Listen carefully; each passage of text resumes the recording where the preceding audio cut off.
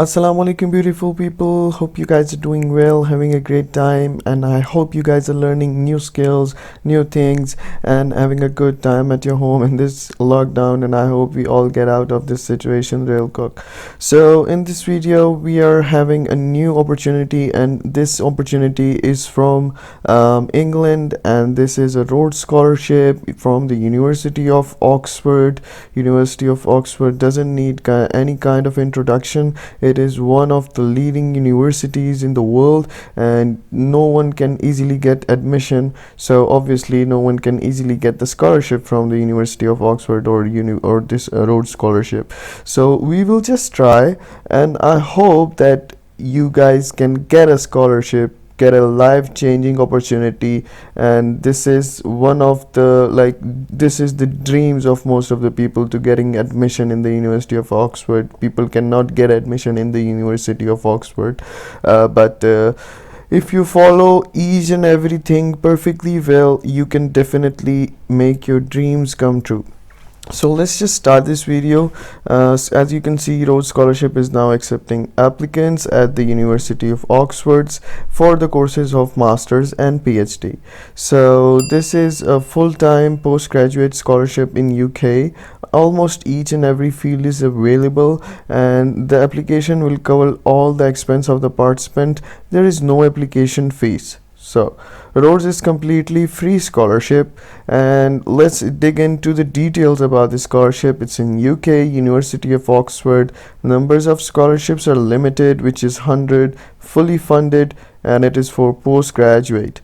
So deadline varies from country to country.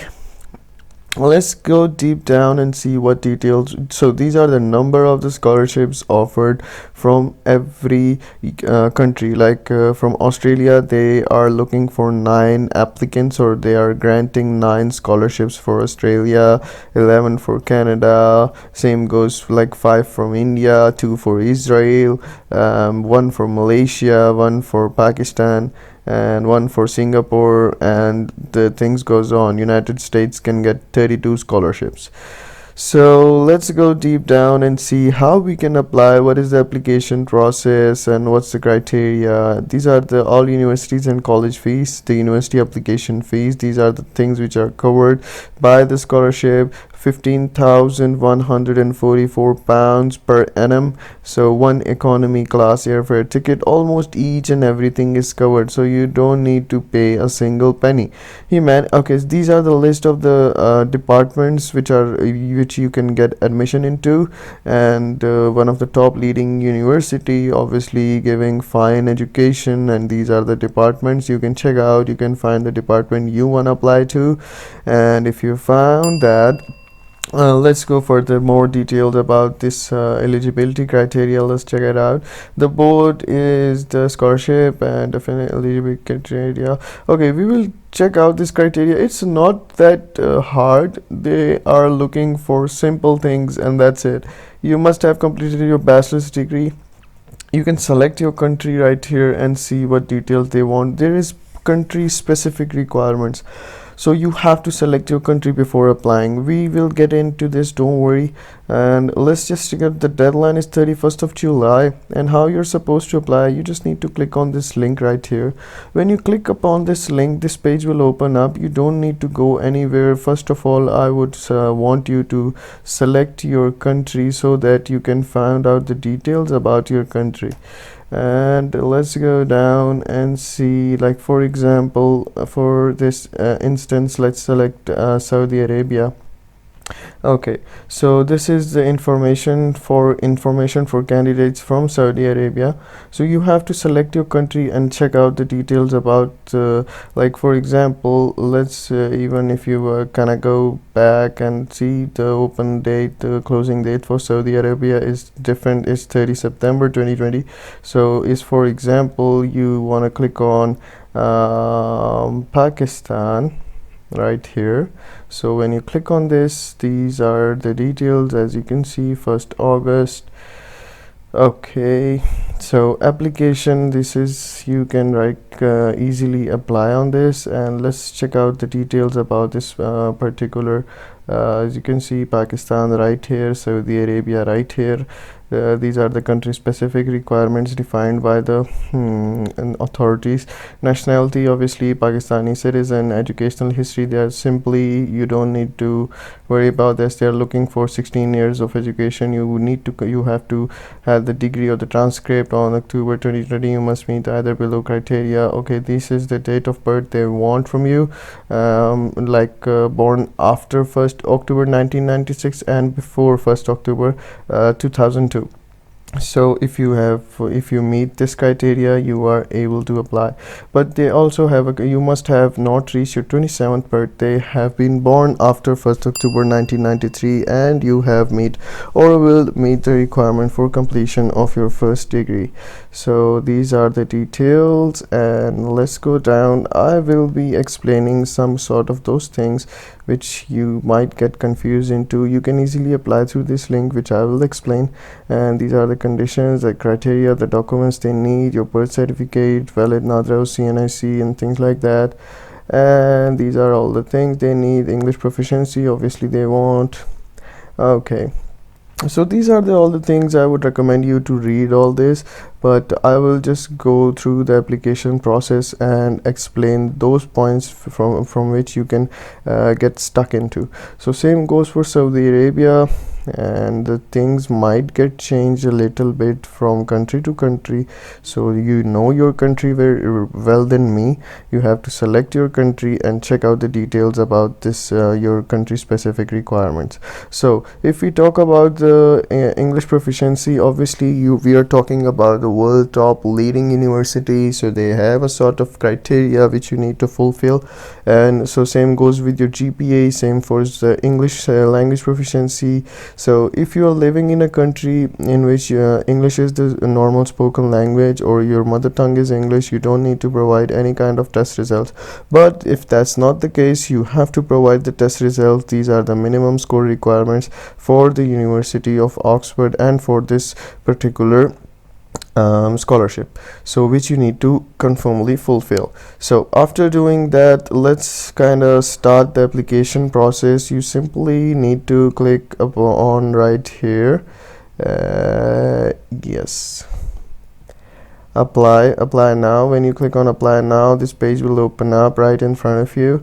I have already opened up this page, so I'm going to close this. If you're not registered, you can simply put out your email, password, confirm password, register, and that's kind of thing, and you will able to get registered. You will get a confirmation email, and you need to confirm your email, and you will be able to register. So I am already registered. I just need to kind of click on login, and after logging in, this is the page.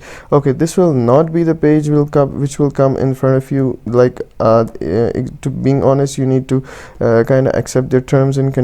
You need to enter your date of birth, which will be, if like for example, if I enter 95 right here, so as you can see, everything will be changed and there is an error. So it's you have to fulfill your criteria and the number of years of education you got after your 12th grade or your high school. So these are some of the questions they want. Like for example, if I enter 3.6 right here, so there might be a problem, but they are getting, like for example, if you can also submit the application with 3.6 or 3.5, but recommended or needed is 3.7 out of 4.0 scale. Same goes for the English language proficiency. If you provide them the test result right now, perfectly fine, but if you even don't provide them the test result right now, they will assess your application as like normal applications. But if you get a chance, if you get an offer, they will let you know with the offer, admission offer, but with the condition that till this date we need English language proficiency score from you, so that we can confirm your admission. So if you had the English proficiency in your hand, perfectly fine, but if you don't, then you really need to get worried about and you have to get it. But right now you can apply upon that. Okay, you can just kind of click on other and write down the name of student gateway, which will be really helpful for me if you can do that. Okay, so after doing that, you just need to kind of click on next, and these are the things. These are starting from personal details and contact information. You can easily enter these details on your all by yourself. And let's go for the nationality and the residence and your date of your current nationality. And if like the date of current nationality means like if you have changed nationality or dual nationality or things like that, so you can easily enter this information. And if you talk about the university or higher education, or as you can see right here, but not in any event with a GPA below 3.7. so this is what I was talking about. So undergraduate degree, when you got your degree, when you have completed, or the expected date of completion. So if they're saying expected date, it means if you haven't got the degree yet, it's you can still apply without that, if you know that you in a month or two you're supposed to get your degree. So category, main subject, what's the marking scheme out of like 4.0 or whatever the scale you have chosen. Institute, depending on your particular institution or the country specific requirement you have followed recently. Secondary school education, they're talking about college degrees or high school education which you have obviously completed. You cannot get admission into a university without this particular degree or course. So obviously CV, resume, you have to upload a perfect CV, a perfect resume, a professional resume which will state your information, your work experience, your goals, your achievements, and whatever things you have got in your life, things about your career, but in a professional manner. You really have to work hard on these things. Obviously you're applying to the world's top leading university, so you have to double check everything. You have to work double harder if you ask for me. So obviously in some of the countries they are offering one scholarship per country. So if you want to be that lucky person, you really need to work hard and harder so that you can get that chance. So photograph upload, you need to upload the photograph which will be obviously according to this criteria. So let's talk about the referee registration. The registration about your references. Your references can be your particular, they need 4 references right here, so they can be your employers or your teachers or whatever, which are easier for you. You can just put the details about them, send them invitation and let them know so that they can check your email and get back to the university as soon as possible. So proposed course you have chosen, and obviously when we were talking about the scholarships, I have shown you the different courses offered by this particular university of this scholarship. So you have to find that out. You have to take your time and choose a specific course relating to your previous studies and relating to your personal statement. You have to choose your course. You have to kind of give them the second proposed course if you want. So that's kind of it. And let's I have missed one thing. Personal statement. If you talk about the personal statement, essays, motivational letters, I have talked almost in every video about these things, that how you can get them. First of all, you have to be within the word limit. Secondly, try to answer the questions they want you. Like for example, if they want a personal statement and they want you to answer, as you can see, there should be whole accuracy and a fair representation of your study, written in your own words from your own perspective. Material impression will result in disqualification of an applicant, and where appropriate, the reciting of a scholarship, it should be entirely your own work with no assistant receive. As you can understand, it's simple English. So work harder on this.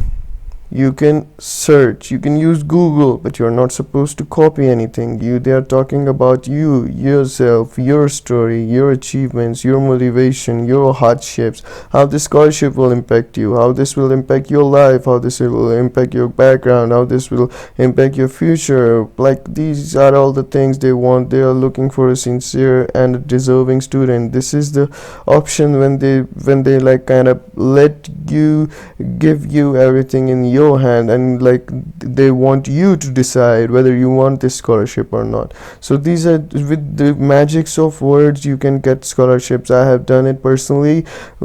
Harder you work on your personal statements, there are way much greater chances of you for being selection. Obviously, your personal statement will let them know how much deserving you are and why you really want the scholarship.